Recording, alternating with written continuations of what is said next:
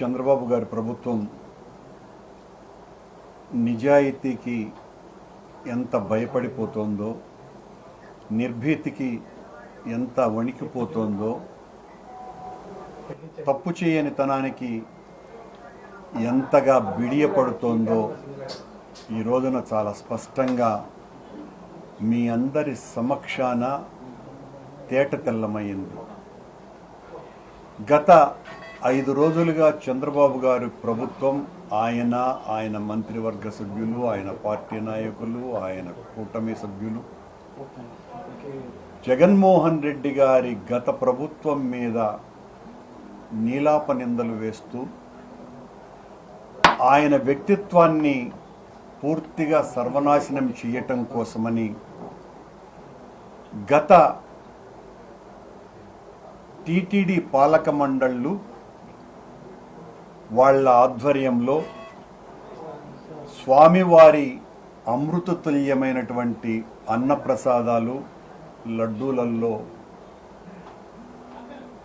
కళంకితం చేశామని కలుషిత రాజకీయ తెరకు వాళ్ళు పూనుకున్నారు. ఎంత దారుణమంటే, కోట్లాది మంది అత్యంత ప్రీతిపాత్రంగా ఎంతో భక్తితో మాకు లడ్డు కించిత్తు దొరికితే చాలు, స్వామివారే మమ్మల్ని ఆశీర్వదించినట్టే అని భావించేటువంటి ఆ లడ్డు ప్రసాదం మీద అభాండం మోపటం ద్వారా మనకు రాజకీయ ప్రాబల్యము, లబ్ధి చాలా పెరిగిపోతాయి అని చంద్రబాబు గారి ప్రభుత్వం కుట్ర చేసి మేము లడ్డు తయారీలో, అన్నప్రసాదాల తయారీలో నెయ్యిని వాడకుండా జంతు కొవ్వును వాడాము అని ప్రచారం చేశారు. మొత్తం ప్రపంచవ్యాప్తంగా ఉన్నటువంటి హిందువులకందరికీ కూడా చాలా బలంగా మా మీద ఈ నిందను మోపి వాళ్ళ ప్రాబల్యం పెంచుకోవటానికి బలమైన విషప్రయోగమే చేశారు. కానీ వాస్తవాలు పూర్తి భిన్నంగా ఉన్నాయి. మేము తప్పు చేసి ఉంటే, మీ ఆరోపణలు నిజమైతే, దేవదేవా మేము మా కుటుంబము సర్వనాశనమైపోయి రక్తం కక్కుకొని మరణించాలా అని, మేము ఏ తప్పు చేయలేదు, ఆ దేవదేవుడి సాక్షిగా ప్రమాణం చేస్తున్నామోనని ప్రమాణం చేయటానికి స్వామివారి పుష్కరిణిలో మునిగి అఖిలాండ కోటి బ్రహ్మాండ నాయకుడైనటువంటి ఆ క్షేత్రంలో అఖిలాండం ముందు నిలబడి నీటితో, నిప్పుతో, పంచభూతాల సాక్షిగా ఏ తప్పు చేయలేదు, చేస్తే ఆయన విధించేటువంటి శిక్ష అత్యంత దారుణంగా ఉండాలి అని స్వామివారిని శపించమని, శాసించమని ఆ దేవదేవుని పాద పద్మాలకు నమస్కరించి ప్రమాణం చేస్తే భయపడిపోయినటువంటి ప్రభుత్వం, నేను రాజకీయ ప్రసంగాలు చేస్తున్నానని, నా జీవితంలో నేను ఇప్పటి వరకు కొండ మీద ఒక్క రోజు కూడా రాజకీయపు మాట మాట్లాడనే లేదు. మాట్లాడి ఉంటే ఏ పాత్రికేయ మిత్రుడైనా దాన్ని వెలికి తీస్తే సమాధానం ఇవ్వటానికి నేను సిద్ధంగా ఉన్నా, తల దించుకుంటాను కూడా. అలాంటి నేను ప్రమాణం చేయటానికి వెళితే అత్యంత పాశవికంగా నన్ను దేవదేవుని అఖిలాండం నుంచి కర్పూరం వెలిగించినటువంటి ఆ శుభ సమయాన కర్పూరాన్ని కూడా తోసిపారేసి నన్ను లాగి అవమానపరచటం అన్నది చంద్రబాబు ప్రభుత్వం యొక్క భయాన్ని తెలియజేస్తున్నదే తప్ప మా నిజాయితీని ఎవ్వరూ కూడా ఆపలేరు. చంద్రబాబు గారు మళ్ళీ చెప్తున్నా, కొండ మీదంటే సరే ఆపినారు, తోసేసినారు అనుకుంటే ఆడి నుంచి కిందికి వచ్చి మా ఇంటికి వస్తూ ఉంటే దారిలో గరుడ విగ్రహం దగ్గర ఆడ కూడా ఒక 50 మంది పోలీసు వాళ్ళని పెట్టి మీడియా వాళ్ళు ఉంటే నేను ఆగిన, ఇక్కడ మాట్లాడడానికి లేదు, చాలా సెన్సిటివ్ అనేసి అక్కడి నుంచి కూడా మమ్మల్ని నెట్టేసినారు. సరే, మాకు ప్రతిపక్షము కొత్త కాదు, ఉద్యమాలు కొత్త కాదు, పోరాటాలు కొత్త కాదు, ఇలాంటి చర్యలు కొత్త కావు. కానీ తప్పు చెయ్యకుండా ఆరోపణలు వేస్తే అంగీకరించటానికి సిద్ధంగా లేము. అందుకే నిన్న మొన్న ప్రతిరోజు కూడా మా నాయకుడి దగ్గర నుంచి మా వరకు అందరము కూడా సిబిఐ చేత విచారణ చేయించండి, సిట్టింగ్ జడ్జి చేత విచారణ చేయించండి, నిజాలు నిగ్గు తేల్చండి, మేము తప్పు చేయలేదు, తప్పు చేసింది మీరు భగవంతుని ఆ అఖిలాండ కోటి బ్రహ్మాండ నాయకుని రాజకీయ ప్రయోజనాల కోసమని వాడుకుంటున్నది మీరు అనని ప్రజలందరూ కూడా గమనిస్తున్నారు. సరే, మీ మీడియా ద్వారా మీరు ప్రచారం చేసి మీకు కావలసినటువంటి వాళ్ళు మా మీద ఎంత దుష్ప్రచారం చేసినప్పటికీ కూడా, ప్రపంచంలో ఎంత నీచాతి నీచుడైనా కూడా మీరు చేసినటువంటి ఆరోపణ అంటే ఆ లడ్డు ప్రసాదాలలో పంది మాంసము, పంది కొవ్వు, చేపల నూనె లేదా యానిమల్ ఫ్యాట్ వాడతారోనని ఎంత నీచుడు కూడా చేయలేనటువంటి పనిని మీరు ఆరోపణగా అలవోకగా మీ ఆరాధ్యదైవమైనటువంటి వెంకటేశ్వర స్వామిని మీ ఇంట్లో మనిషిలాగా వాడుకునేశారు చంద్రబాబు గారు. మేము సిద్ధం, మీరు సిబిఐ ఎంక్వైరీకి సిద్ధపడితే. అలా కాకుండా మీరు సిట్ అంటే సిట్ కూర్చునేవాళ్ళు, స్టాండ్ అంటే లేచి నిలబడేటువంటి సిట్ సంస్థని మీ కింది స్థాయిలో ఉన్నటువంటి ఐజీ స్థాయి అధికారిని ముందే మీరే మొత్తం అంతా కూడా ఆడ నెయ్యికి బదులుగా పంది కొవ్వు, చేపల నూనె కలిపినారు, జంతువుల కొవ్వు కలిపినారు నెయ్యిలో అని చెప్పిన తరువాత మీ సిట్ ఏ విచారణ చేసి ఏమి వెలికి తీస్తుందో ఎవరికి తెలియదు బాబు గారు. ఇదే మీ నిజాయితీ? మీరు నిజంగా మీ ఆరోపణలకు కట్టుబడి ఉండేటువంటి వాళ్ళైతే సిట్టింగ్ జడ్జి చేత విచారణ చేయించాలి. మేము మళ్ళీ చెప్తున్నాం, మొన్న మీ ఈఓ శ్యామలరావు గారు జూలై నెలలో ఇచ్చినటువంటి ప్రకటన, ఎవరైతే ఆ కాంట్రాక్టర్ ఉన్నాడో ఆ కాంట్రాక్టరు మా హయాములో ఆయనకు టెండర్ పొందిన తన మొట్టమొదటి ట్యాంకర్ మీ హయాములోనే బయటికి వచ్చింది.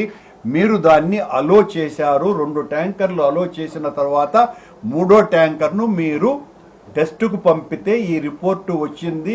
వెజిటబుల్ ఆయిల్, ఎడిబుల్ ఆయిల్ కలిపారు అని మీరే ప్రకటించి, చంద్రబాబు నాయుడు గారు దాంట్లో జంతు కొవ్వు వాడినారు అని చెప్పిన తరువాత మీరు ప్రెస్ మీట్ పెట్టి శ్యామలరావు గారు చంద్రబాబు ఏదైతే చెప్పాడో దానికి తందానా అని చెప్పినటువంటి విషయాలన్నీ చూస్తే దేనికి ఇది పోతున్నది అని చాలా బాధ కలుగుతుంది. దానికి మళ్ళీ చంద్రబాబు గారు ఆలయ శుద్ధి చేయమని చెప్పటం, దానికి శ్యామలరావు మొత్తం అందరి అధికారులని, ఆగమశాస్త్ర పండితులని, ప్రధాన అర్చకుల చేత మీటింగ్ పెట్టి ఈ రోజున ఒక యాగం జరపటం, దాదాపు 1 నెల రోజులు కూడా కాల. నిజమైతే పవిత్రోత్సవాలు ఎందుకు జరుగుతాయి శ్యామలరావు గారు? ఆ మాత్రం మీరు తెలియకుండా ఈవోగా ఎందుకు వచ్చినట్టు నాకు అర్థం కావటంలే. పవిత్రోత్సవాలు పొరపాటునైనా ఎక్కడైనా పొరపాట్లు జరిగితే అవి మా తప్పుగా మన్నించమని వేడుకుంటూ భగవంతుణ్ణి ప్రార్థిస్తూ అవి ఆ పవిత్రోత్సవాలు జరుపుతారు. మళ్ళీ మీరు చంద్రబాబు చెప్పినాడని చెప్పి ఈ సంప్రోక్షణ చేద్దామా, శుద్ధి కార్యక్రమం చేద్దామా, శుద్ధి కార్యక్రమం అని చంద్రబాబు చెప్పగానే ఆ కోయిల ఆళ్వార్ తిరుమంజనానికి కూడా రెడీ అయిపోయినారు వీళ్ళు. ఇంకేం మాట్లాడాలి? సంవత్సరానికి 4 సార్లు జరిగేటువంటి అత్యంత పవిత్రమైన కోయిల ఆళ్వార్ తిరుమంజనం కూడా దాన్నే శుద్ధి అనేది. దానికి కూడా ఏ రూపంలో జరపాలా అంటే పాపము మా ప్రధాన అర్చక స్వాములు ఆగమ పండితులు అంగీకరించినట్టు లేదు కాబట్టి సరిపోయింది, కానీ లేకపోతే దానికి కూడా సిద్ధపడి ఉండేవాళ్ళు. ఎందుకు? మా మీద నిందలు మోపి ఆ నిందను రుజువు చేయటం కోసమని రుజువులు దొరకవు కాబట్టి ఈ రకంగా సెంటిమెంట్ ఉపయోగించి ఆలయ శుద్ధి చేసి మొత్తం అంతా కూడా ప్రక్షాళన చేసేసాము అని చెప్పి జనాన్ని నమ్మించేటువంటి ప్రయత్నం. శుద్ధి చేయాల్సింది ఆలయాన్ని కాదు, చంద్రబాబు నాలుకని. అది శుద్ధి కావాలా? ఇంతటి అబద్ధాలు చెబుతున్నటువంటి ముఖ్యమంత్రి గారి నాలుక శుద్ధి కావాల్సినటువంటి అవసరం ఉన్నది. దీనికి ఆయన ఏ ప్రార్థనలు చేస్తారో, ఏ యాగాలు చేస్తారో చేసి మీ ప్రత్యర్థుల్ని మా మీద దాడి చేయడానికి మీకు 1,00,000 వేదికలు ఉన్నాయి, ఒకటుందా? మీకేం తెలియందా? మీరు మీ గత చరిత్ర అంతా కూడా రక్తసిక్తమైనటువంటి చరిత్ర, దేనికైనా తెగనాడేటువంటి గతం మీది. మీ ప్రత్యర్థుల ప్రాణాలు తీయటానికి కూడా వెనుకంజ వేయనటువంటి సాహసవంతులు మీరు. అది చరిత్ర, మీ గతాన్ని తెలియజెప్పినటువంటిది. అవన్నింటినీ కూడా మీరు చాలా అలవోకగా వాడేటువంటి వ్యక్తులు. వాటితో పాటు అదనంగా వెంకటేశ్వర స్వామిని వాడటం ఏంది మహానుభావ? చంద్రబాబు గారు చాలా అపచారం చేశారు, చాలా తప్పు చేశారు, చాలా ఘోరం చేశారు. మళ్ళీ చెప్తున్నాం, మేము తప్పు చేస్తే మా నాయకుడు జగన్మోహన్ రెడ్డి గారు వెంకటేశ్వర స్వామి ఆలయంలో అపచారం చేసి ఉంటే ఆయన చేత నియమించబడ్డటువంటి మేము పాలక మండలి అధ్యక్షులుగా నేను కానీ సుబ్బారెడ్డి కానీ ఏ తప్పు చేసి ఉండినా, ఇంత ఘోర అపచారం చేసి ఉంటే మేము సర్వనాశనం అయిపోవాలని మళ్ళీ చెప్తున్నా. ఈరోజు స్వామివారి ప్రాంగణం ముందు అఖిలాండం దగ్గర కర్పూరం వెలిగించి కొబ్బరికాయ కొట్టి నీట మునిగి భగవంతుని ముందర ప్రమాణం చేసి చెప్పా. మళ్ళీ చెబుతున్నా, దానికి సిద్ధంగా ఉన్నాము. మీ సిట్టు స్టాండర్డ్ని కాకుండా సిబిఐ చేతనో సిట్టింగ్ జడ్జి చేతనో విచారణ జరిపించవలసిందిగా మీకు విజ్ఞప్తి చేస్తున్నాం. చాలా తప్పిదం చేస్తున్నారు. నేను మొత్తం హిందువుల ఆరాధ్యదైనటువంటి వెంకటేశ్వర స్వామి ఆలయంలో మీరంటూ ఉంటారు, ఇలాంటి వాళ్ళు భగవంతుడే చూస్తూ ఉంటాడు, ఇలాంటి వాళ్ళనందరినీ కూడా శిక్షిస్తూ ఉంటాడు, భగవంతుడి ఆన లేకపోతే ఏమీ జరగదు కొండ మీద అని చెప్పేటువంటి చంద్రబాబు నాయుడు గారు మీ తైనాతీలకు ఆ వెంకటేశ్వర స్వామి చలువ వలన, ఆయన యొక్క చరణామృతాల స్పర్శ వలన 91 సంవత్సరాల చరిత్ర కలిగినటువంటి తిరుమల తిరుపతి దేవస్థానాల పాలక మండలి చరిత్రలో 3 సార్లు పాలక మండలి సభ్యునిగా, 2 సార్లు ఆ దేవదేవుని ఆలయ అధ్యక్షునిగా అవకాశం ఇచ్చిన వ్యక్తి వెంకటేశ్వర స్వామి నాకు ఒక్కడికే.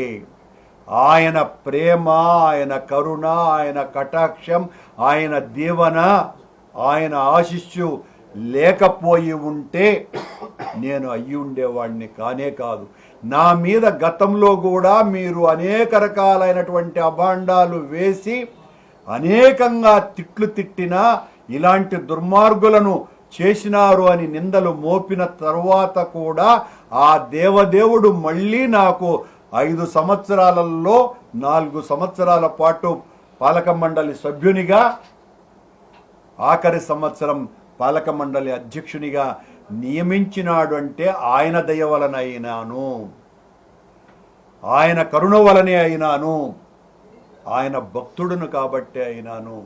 మీరంటున్నట్టుగా నేనేదో క్రిస్టియన్ను కాదు, మీరంటున్నట్టుగా నేను నాస్తికుణ్ణి కాదు. అవి 2 అయినా కూడా నేను ఒకవేళ మీరంటున్నటువంటి ఆరోపణలు అవి 2 నిజమని తేలినా నేను దేవదేవుని ముందర ఏ ప్రమాణం అయితే చేశానో దానికి కూడా సిద్ధంగా ఉన్నాను, అదే ప్రమాణానికి కట్టుబడి ఉన్నాను. చాలా తప్పిదం చేస్తున్నారు.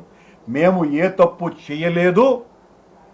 వెంకటేశ్వర స్వామి ఆలయ అన్నప్రసాదాలలో లడ్డూలలో మా వలన ఏ రకమైనటువంటి కళంకితము జరగలేదు.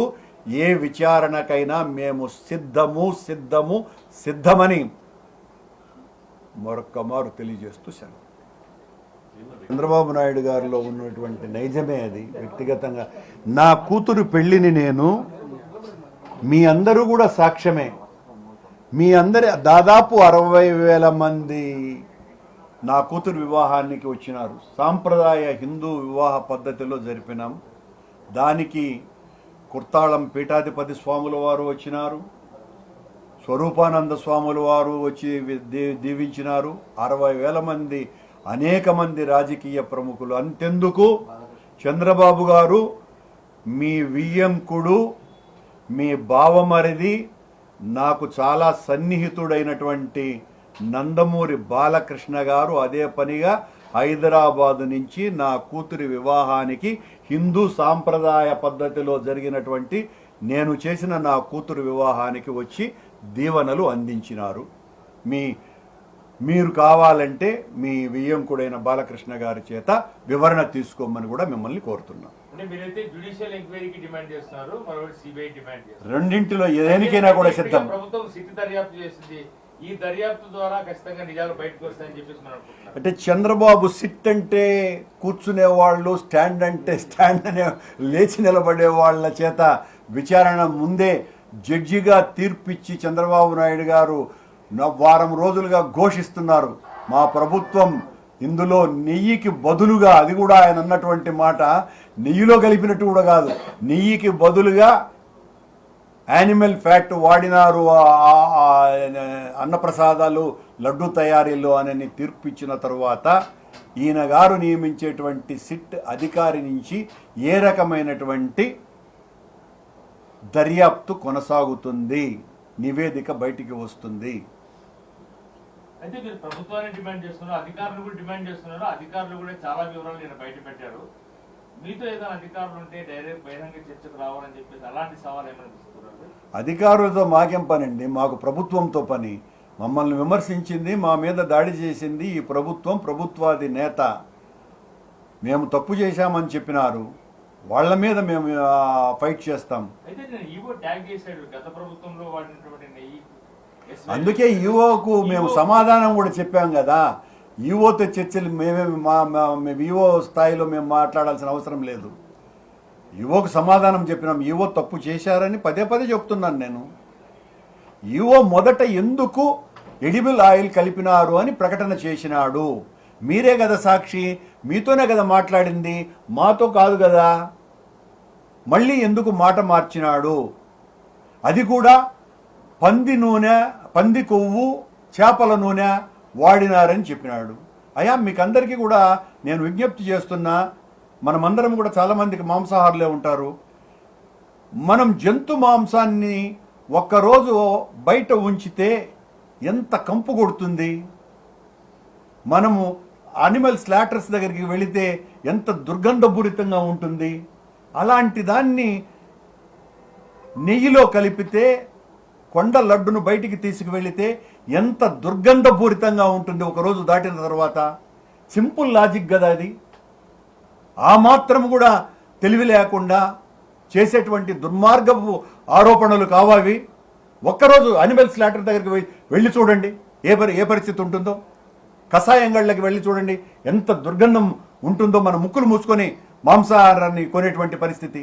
అలాంటిది అక్కడ ఉన్నటువంటి ఆ అనిమల్ ఆ ఫ్యాట్ని నూనెగా మార్చి నువ్వు ఆ నెయ్యిలో కలిపితే చేపల వాసన ఎట్లా ఉంటుందండి? చేప ఎండితేనే వీధంతా వస్తుంది వాసన. చేప నూనె ఎంత దుర్గంధం కొడుతుంది. దాన్ని కలిపినారని చెప్తాడు ఆయన మహానుభావుడు.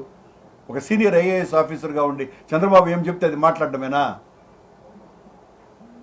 చెప్పండి, మీ ప్రశ్న వేయండి. అంటే మీరు టీటీడీ పాలక మండలి చైర్మన్ గా 2 సార్లు పనిచేశారు, బోర్డు సభ్యుడిగా 3 సార్లు పనిచేశారు. అయితే ఈ రోజు భక్తుల్లో అనేక అపోహలు ఉన్నాయి కాబట్టి ప్రాయశ్చిత్తంగానే మేము ఈ రోజు శాంతి హోమం చేసామని టీటీడీ అపోహలు టీటీడీ చేసినటువంటి శాంతి హోమం రాజుగారు భక్తుల్లో కాదు అపోహలు ఉండేది. చంద్రబాబు మెదడులో కుళ్ళుంది, ఆ కుళ్ళును వెలికి తీసినాడు, మా మీద విషప్రయోగం చేసినాడు. డెఫినెట్గా అంతో ఇంతో సక్సెస్ కూడా అయినాడు, అది కూడా మేము ఒప్పుకోవాలా. ఎందువల్లంటే ఆయన చేతిలో కొన్ని వందల మీడియా సంస్థలు ఉన్నాయి, లక్షలాది ఆ సోషల్ మీడియాను ఇన్ఫ్లుయెన్స్ చేయించగలిగేటువంటి మనుషులు ఉన్నారు, తద్వారా ప్రజల్లోకి బలంగా చూపించగలిగినాడు. కనుక ప్రజలందరూ కూడా వినేసినారు కాబట్టి శుద్ధి చేస్తాన్నాము అని చెప్పినాడు. అట్లా అసలు జరిగిన పొరపాట్లు ఏమైనా ఉంటే ఏడాది పొడిన శ్రావణ మాసంలో పవిత్రోత్సవాలు నిర్వహించడం ఆనవాయితీ, ఈ దోషం పోయింది అన్నారు. మళ్ళీ ఇప్పుడు శాంతి నేనంటే నేను ఇంతకుముందు మాట్లాడేశా రాజు గారు, మీరు మళ్ళీ కొత్తగా వచ్చినట్టుగా ఉండదు, దాని విషయం చెప్పేశా. లోకేష్ గారు తిరుపతిలో కూడా అంటే బహిరంగ సవాళ్ళకి రావాలి, నేను ఇక్కడే ఉంటాను అట్లా కూడా చాలా నేను ఇక్కడే ఉంటానన్నాడు, అప్పుడే వెళ్ళిపోయినాడండి ఆయన. ఎందుకు వెళ్ళిపోయాడు? వాడని నెయ్యిని కూడా వాడారంటూ ఒక దుష్ప్రచారం అయితే ఇప్పటికీ బలంగా తీసుకెళ్తున్నారు. ఏం చూడాలంటారు? ఏం చేద్దామండి, చంద్రబాబు గారికి గొంతు పెద్దది, మన గొంతు మూగది. నిజం గొంతు చిన్నది, అబద్ధం గొంతు చాలా చాలా విశాలమైంది. చంద్రబాబు గారి గొంతు శకుని కన్నా, గోబెల్స్ కన్నా, ప్రపంచంలో ఉన్నటువంటి అబద్ధాలు చెప్పే వాళ్ళందరికంటే కూడా, వాళ్ళందరికీ కలిపితే ఎంత అవుతాయో ఒక చంద్రబాబు గారి వాయిస్ అంత పెద్దది. ఆయన చెప్పగలడు, ఏమైనా మాట్లాడగలడు, నడుస్తుంది. ఇప్పటికైనా ఈ వివాదానికి ఎప్పటిలాగా ఫుల్ స్టాప్ పడే అవకాశాలు ఉన్నాయి? ఎవరు ఫుల్ స్టాప్ పెట్టాలండి? ఎవరు ఫుల్ స్టాప్ పెట్టాలి? దీని మీద నువ్వు మామూలుగా అంటూ ఉంటారు, మా మీద బురదేశావు, మమ్మల్ని కడుక్కోమని చెప్తారు, మా మీద మసిగుడ్డ పూశారు, మేము తుడుచుకోవాలా అని. ఈరోజు చంద్రబాబు గారు వేసింది బురద కాదు, మసిగుడ్డ కాదు. 140 కోట్ల మంది హిందువుల జీవితాల మీదనే దెబ్బ వేసినాడు. మమ్మల్ని దెబ్బ కొట్టడం కోసమని వెంకటేశ్వర స్వామి ఆలయ లడ్డూను అపవిత్రం చేసినారు. ఇది మాకు కాదు నష్టం, మాకంటే ఎక్కువగా హిందువులకు నష్టం. వేల సంవత్సరాల చరిత్ర కలిగినటువంటి వెంకటేశ్వర స్వామి ఆలయానికి నష్టం. మా బాధ అది, అలా అర్థం చేసుకోండి. నేనేదో వైఎస్ఆర్ కాంగ్రెస్ పార్టీ నాయకుడిగాను సభ్యుడిగాను మాత్రమే కాదు మాట్లాడుతున్నది. నాకు వెంకటేశ్వర స్వామి ఏ ఒక్కరికి ఇవ్వనంత అవకాశం ఇచ్చినాడు. ఇప్పటి వరకు ఆలయ చరిత్రలోనే 3 సార్లు సభ్యుడు, 2 సార్లు అధ్యక్షుడు అయినటువంటి వాడు నేను ఒక్కడినే. మీరు చంద్రబాబు నాయుడు గారు ఏదైతే నన్ను నాస్తికుడో, మా క్రిస్టియానో, మరో ఎన్నో రకాలైనటువంటి విమర్శలు చేస్తూ ఉంటారో, అని ఆ భగవంతుడు నాకు ఇచ్చినటువంటి అవకాశం కనుక ఆ భగవంతుని భక్తునిగా నేను చెప్పాల్సినటువంటి విషయాలు చెప్తున్నాను. ఇంకోవైపు రూల్స్ రీల్స్ అంటే ముఖ్యంగా తమిళ వాళ్ళు నాన్ వెజ్ లడ్డు కావాలి ట్రోల్స్ విపరీతంగా జరుగుతాయి. ఏం చేయగలం సార్? దానికి చంద్రబాబును నిందించాల్సినటువంటి ప్రశ్న నన్నేస్తే, నేను దోషిగా చేస్తే నేనేం సమాధానం చెప్పేది చెప్పండి? చంద్రబాబు పొరపాటు జరిగింది అని ప్రకటన ఇవ్వాలి.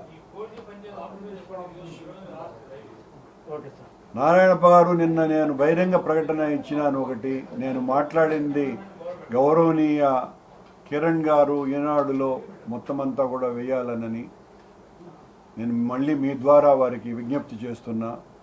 ఎందువల్లంటే నాకు గౌరవం ఉన్నది, మేము చెప్పినటువంటివి రావాల్సిన పని ఉన్నదని మేము మీ ద్వారా ఐఎమ్ రిక్వెస్టింగ్ యూ.